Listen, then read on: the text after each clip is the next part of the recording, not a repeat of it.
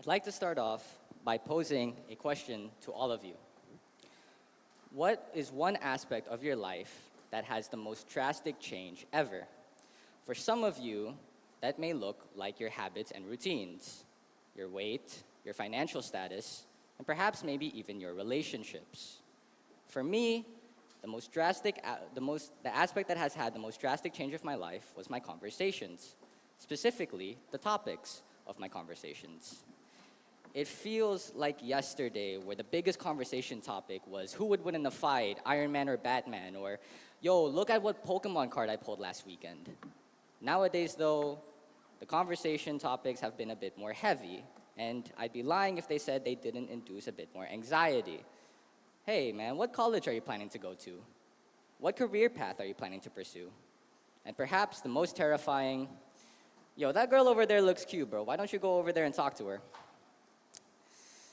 Nah, bro, I think she's out of my league. I don't think I can do it, man. I'm sorry. I will pay you $50 to go over there and talk to her right now. Well, you better keep your word, because I'm getting that 50.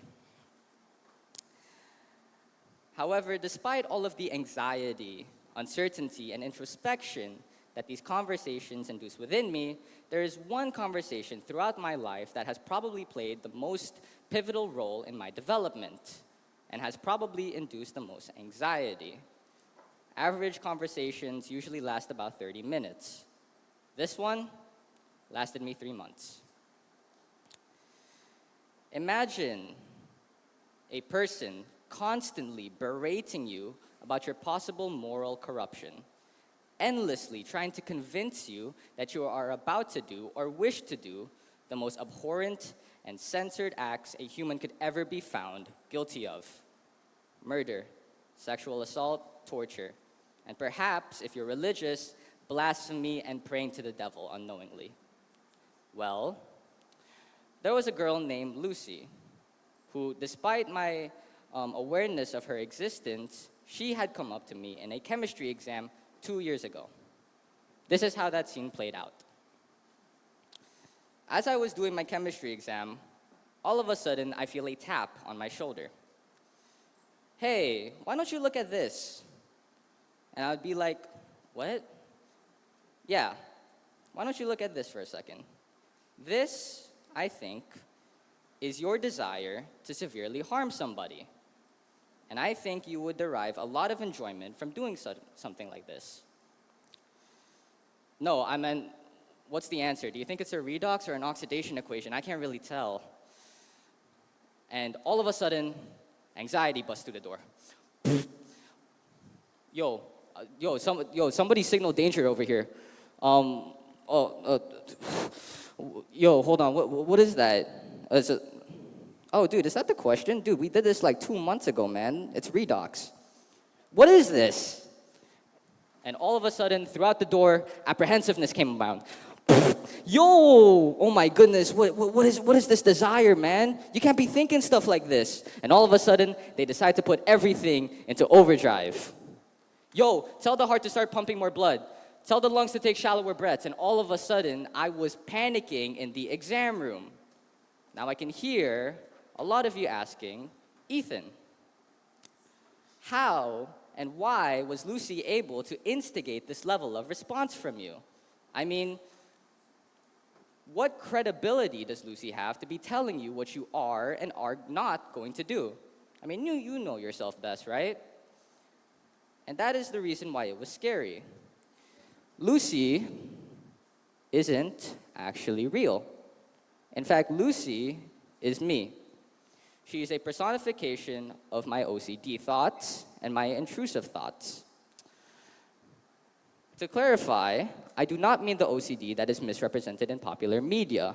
I am talking about the OCD that is truly a mental monster. To show you, here's what I mean.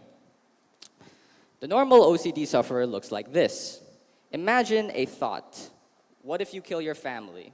What if you push that kid off a ledge and accidentally kill them? What if you pray to the devil unknowingly? These are called obsessions. Eventually, they evolve from what if questions to you are questions. you are going to murder somebody. You are going to push that kid off the ledge. You are praying to the devil unknowingly. And these are interspersed with graphic imagery and sometimes even physical sensations. Sometimes I could still feel a knife in my hand despite there being nothing but air. Understandably, the OCD sufferer then transforms to compulsions. These are attempts to try and get reassurance for their mental sanity.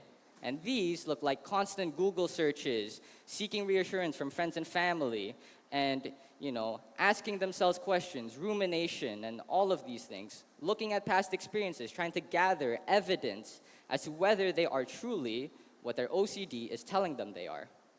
Eventually, these things exhaust themselves, and they take time and exhaust a lot of mental energy. This becomes a disorder, obsessive compulsive disorder, OCD.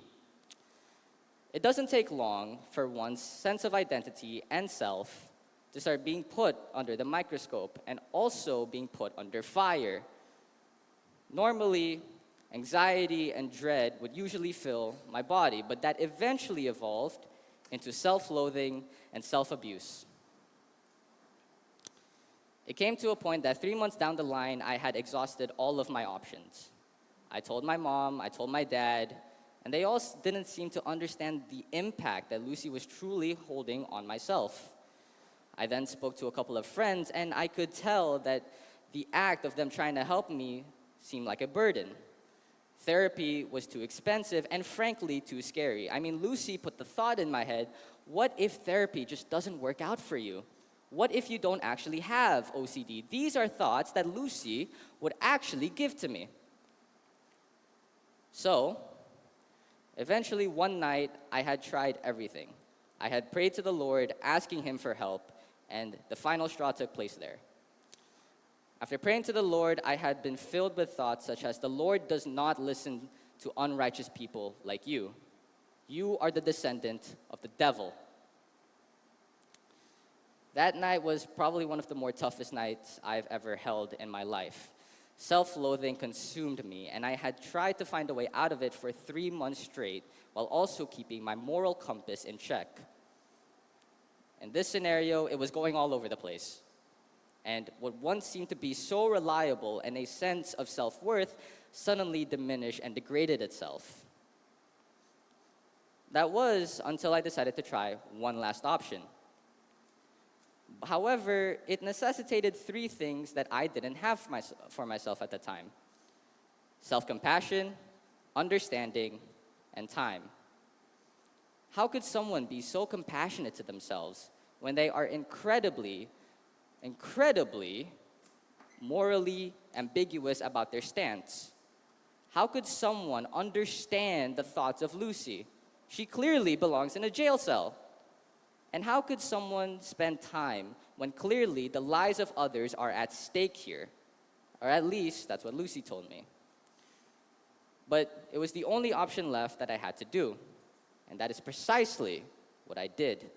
For 2 months straight, I went on a recovery process, journaling every single day to try and check how I was going to beat this thing.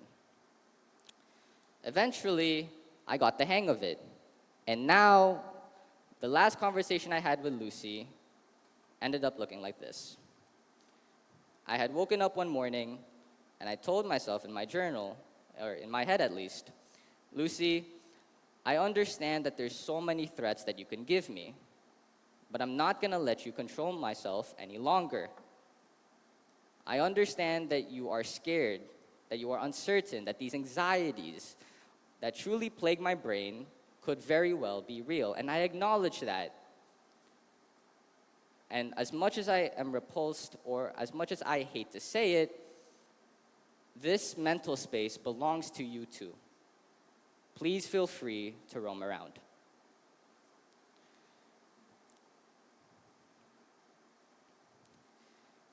After that, I had learned a valuable lesson. Lucy didn't bother me as much anymore, and I felt like I had finally gotten a weight lifted off my shoulders. The most valuable stuff I had gotten from this was a couple of things: self-compassion, self-acceptance, and $50. I am never talking to that girl ever again. However, even though my story may not be that applicable to you, all of us will have gone through something in our lives, whether that be financial distress, whether that be relationship problems, or whether that be the loss of a loved one. And it is imperative that in order for us to move on from stuff like this, we have to accept it for what they are.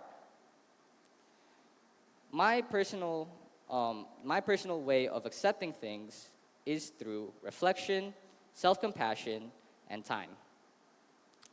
Reflection is essentially the consideration of your feelings through any changes, mild, severe, internal, or external. This way, you keep your mental self in check. You get to see what your mental changes are and any differences or alterations in your mental state.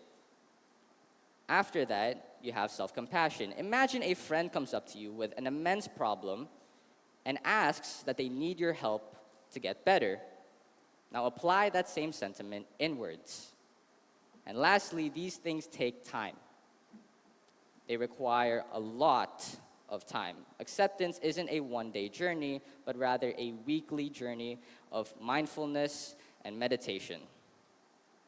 Eventually, you start to realize that the changes in your life become easier to handle, and eventually, you start to learn how to become calm within the storm.